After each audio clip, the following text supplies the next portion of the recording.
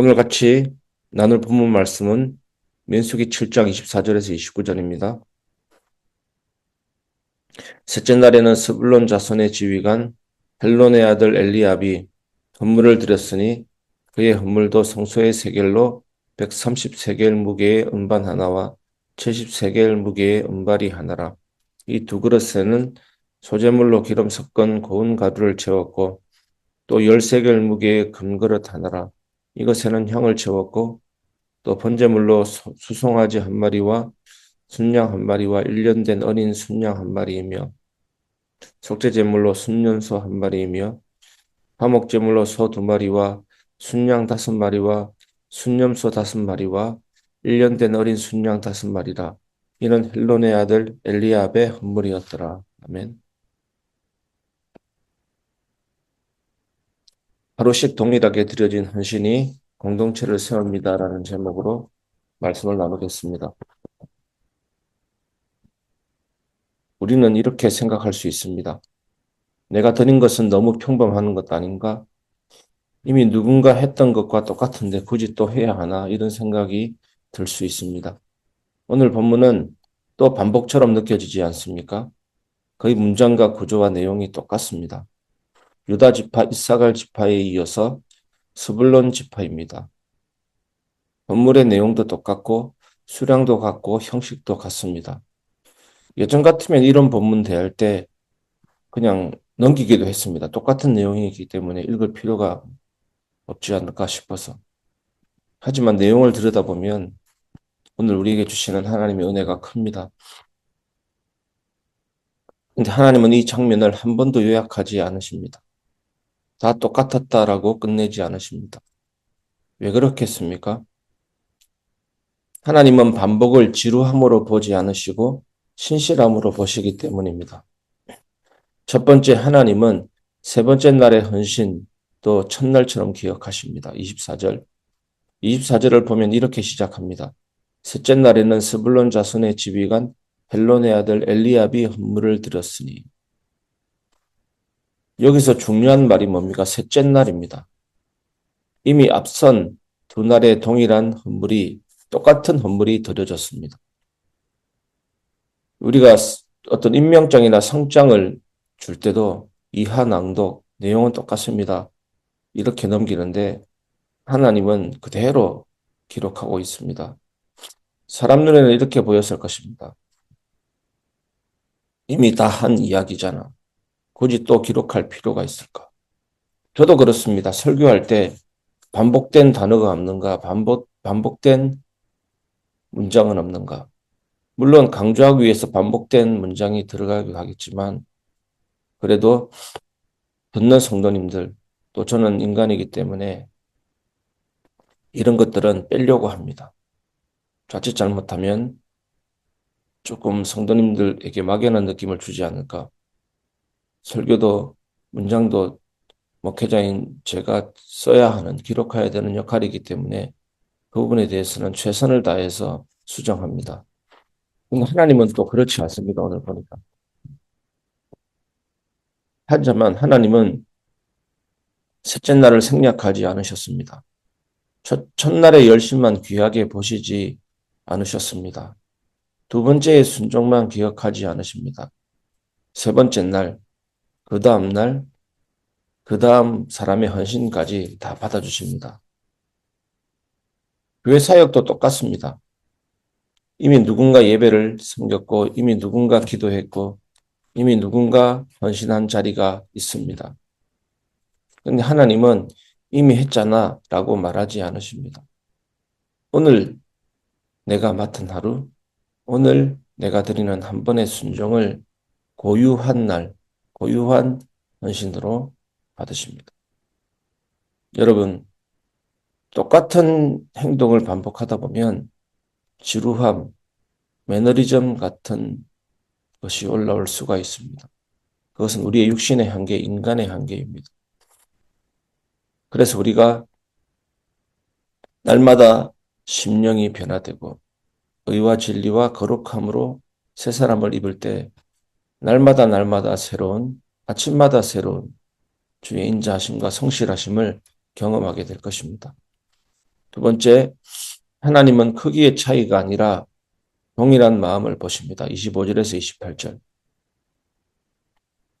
25절에서 28절을 보면 헌물의 목록이 나옵니다. 똑같습니다, 여러분. 여러분은 지금 이걸 3일째 듣고 계십니다. 은반 하나, 은발이 하나, 금그릇 하나, 번제, 속죄제. 어떻습니까? 글자는 안 틀리고 똑같습니다.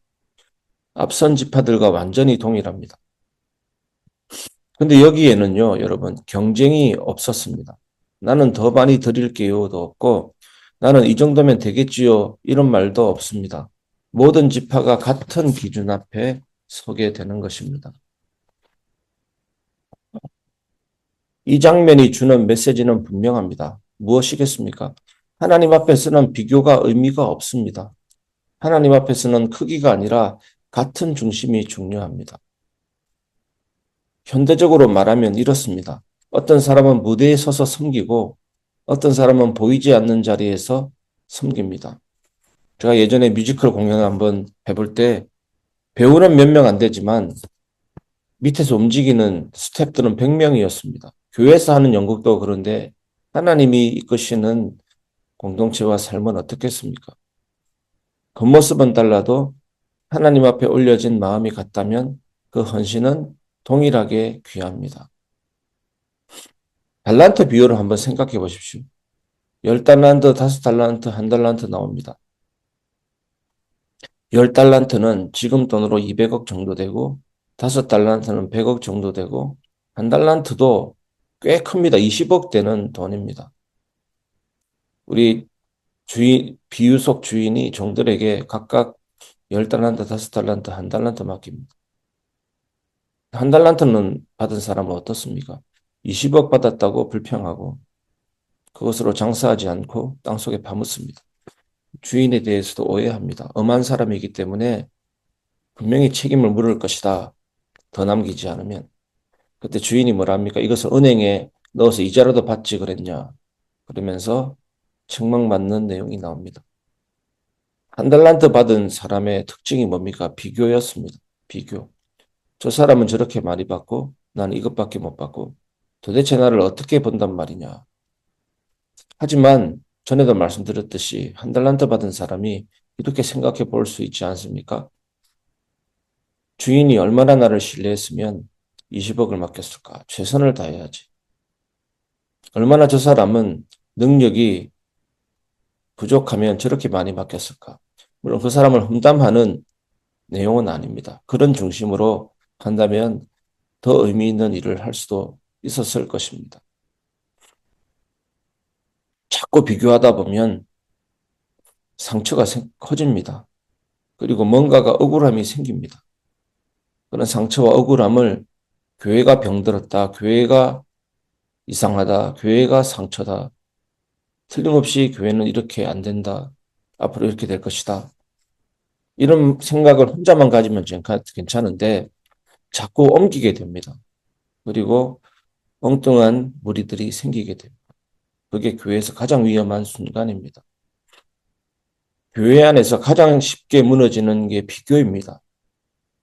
나는 저만큼 못하는데 내 헌신은 너무 작아 보이는데 그러면서 시기 질투를 가지게 되는 겁니다.